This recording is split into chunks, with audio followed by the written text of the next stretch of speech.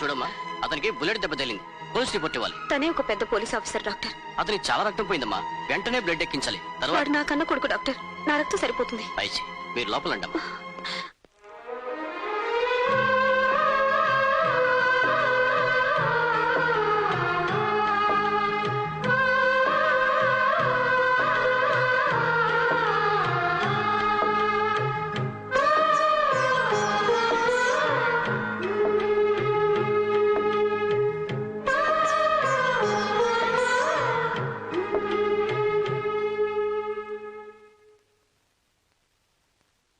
చాలా వీక్ గా ఉంది. పై రూమ్ షిఫ్ట్ చేయండి. Okay doctor.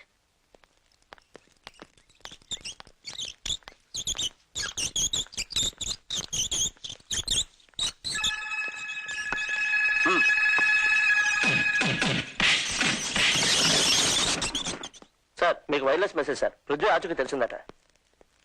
పృథ్వీనా? అవును సార్. ఎక్కడున్నాడు? GK hospital, Dilsukhnagar. Okay, come on move. ప్రతి రూమ్ చెక్ చేయండి. Go ahead. Oh I'm sorry.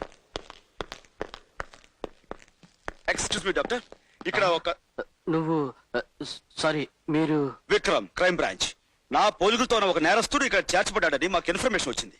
అతని గురించి ఇప్పుడే వెళ్ళిపోయాడు సార్. ఇంతకు ముందే అతని మనుషులు వచ్చి అతన్ని బలవంతంగా ఇక్కడ నుంచి తీసుకెళ్లిపోయారు సార్. డామ్ ఇట్, కొంచెంలో తప్పించుకుపోయాడు అనమాట. కానీ ఒక్క విషయం సార్, అతను ఇక్కడ తీసుకొచ్చింది వాళ్ళ మదరే సార్. వాట్? అవును సార్, అతనికి రక్తం తక్కువైతే ఆవిడే ఇచ్చారు. ప్రస్తుతం ఆవిడ రెస్ట్ తీసుకుంటూ వేరే రూమ్ లో ఉన్నారు. పృథ్వీకి తల్లి ఉందన్నమాట. ఆవిడ్ని కలుసుకుంటే వాడి జాడ తెలుస్తుంది. డాక్టర్, ఇప్పుడు ఆవిడ ఎక్కడ ఉంది? పై ఫ్లోర్ లో రూమ్ నెంబర్ 1 లో ఉన్నారు సార్.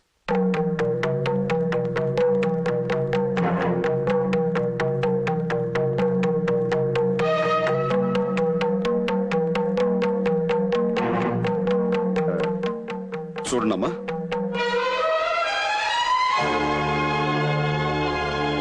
అమ్మా. బాబు, నీకు దెబ్బ తగిలి అంటే నువ్వు నాలాగే మోసపోయావన్నమాట. బాబు, ఈ రోజు నువ్వు రక్తం ఇచ్చి బతికించింది నా పోలికలతో ఉన్న పృథ్వీ అనే నేరస్తుడిని. వాడు నీ కారణంగా బతికి బయటపడ్డాడు. But I don't leave that fellow. I will see his end.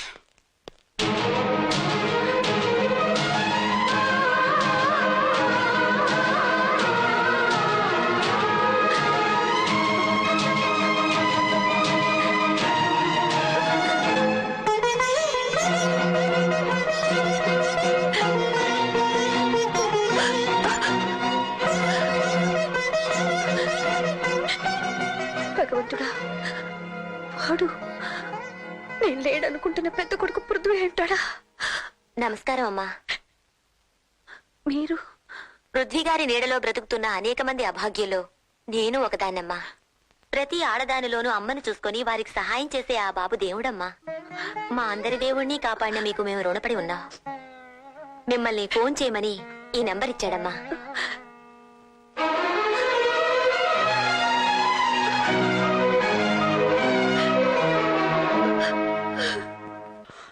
అవును సీత, అమ్మను చూశాను. మా అమ్మ నేను కళ్ళారా చూశాను. దేవతల కళ్ళ కురిపించే అమ్మ రూపాన్ని ఇన్నాళ్లకు మళ్ళీ చూశాను. నేను చూశాను సీత.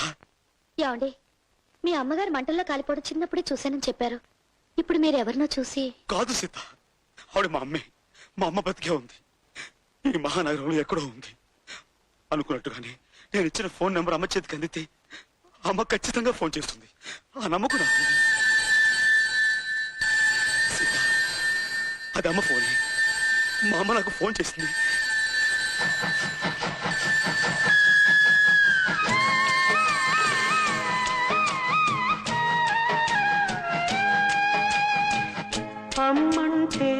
మెరిసే మేఘం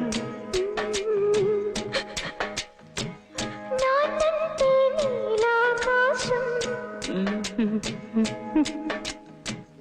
నువ్వేళ ఆశాదీపం నువ్వే మా ఆరో ప్రాణం నువ్వే మా తారాదీపం పూజా పుష్పం.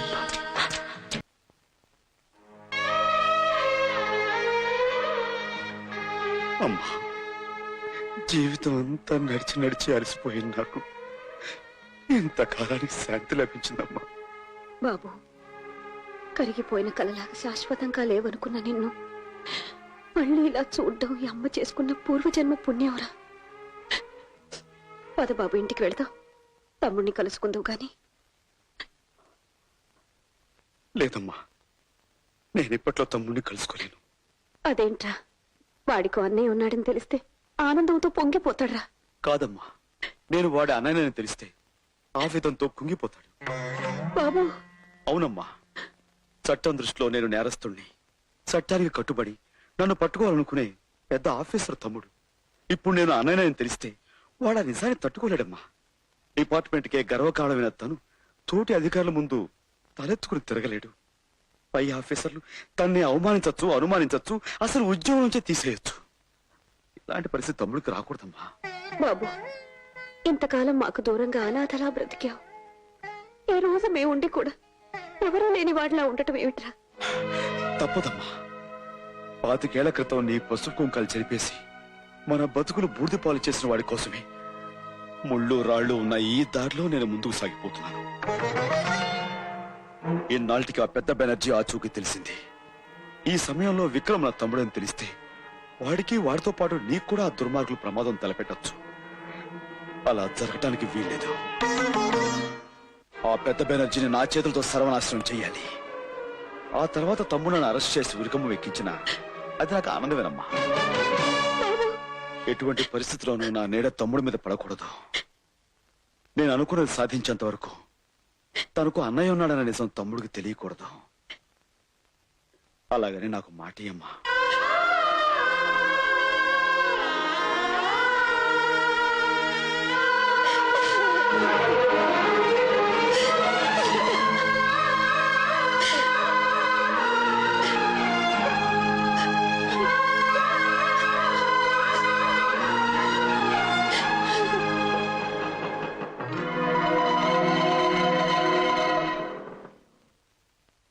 అవును, నేను చూశాను. పృథ్వీని అమ్మ కలిసిందా? మరి ఈ విషయం నాకు చెప్పకుండా రహస్యంగా ఎందుకు ఉంచింది అమ్మ? మీ అమ్మగారిని బెదిరించి భయపెట్టాడేమో. అసలు విషయం తెలుసుకోవాలి.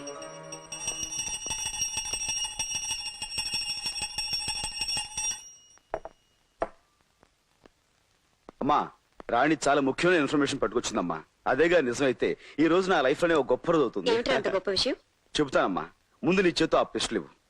మేము ఎంతో కాలంగా ఎదురు చూస్తున్న ఓ పెద్ద క్రిమినల్ ఎక్కడున్నాడో తెలిసిపోయిందమ్మా. అతని మీద షూటెడ్ సైట్ ఆర్డర్స్ ఉన్నాయి. ఇక నా చేతిలోంచి తప్పించుకోలేడమ్మా ఆ పృథ్వీ. కమాన్ రాణి, హరి అప్. అతని మీద షూటెడ్ సైట్ ఆర్డర్స్ ఉన్నాయి.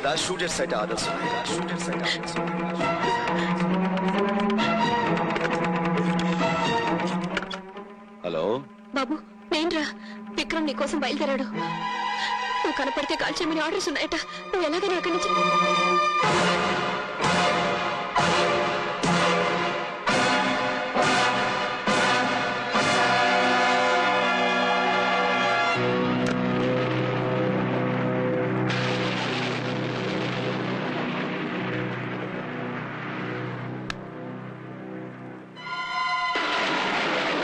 అమ్మా.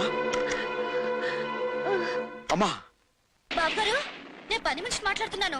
మాట్లాడుతూ అమ్మగారు స్పృహ తప్పి పడిపోయారు. మీరు ఇక్కడికి వెంటనే రండి. అలాగే నేను వెంటనే బయలుదేరుతాను.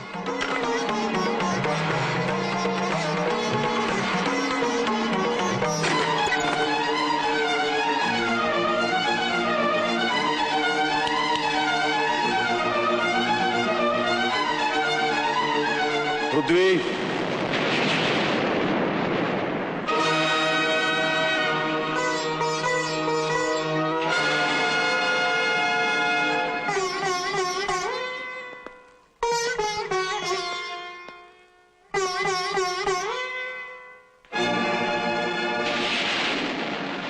play any more tricks, Prithvi? Police tricks తో నన్ను పట్టుకోవాలని పథకం వేశావా పోలీసు బ్రదర్? బ్రదర్ ఏమిటి? నేను బాధ్యత గల పోలీస్ ఆఫీసర్ని, నువ్వు ఒక బజారు గుండావి. మనమే అన్నతమ్ములం కాదు. రౌడీలు పోలీసులు చేతులు కలిపే ఈ రోజుల్లో ఒక రకంగా మనం అన్న తమ్ములవి. అంటే నువ్వు రౌడీవి గుండావి అని ఒప్పుకుంటున్నావు? ఒప్పుకునే ముందు ఒక్క విషయం చెప్తాను.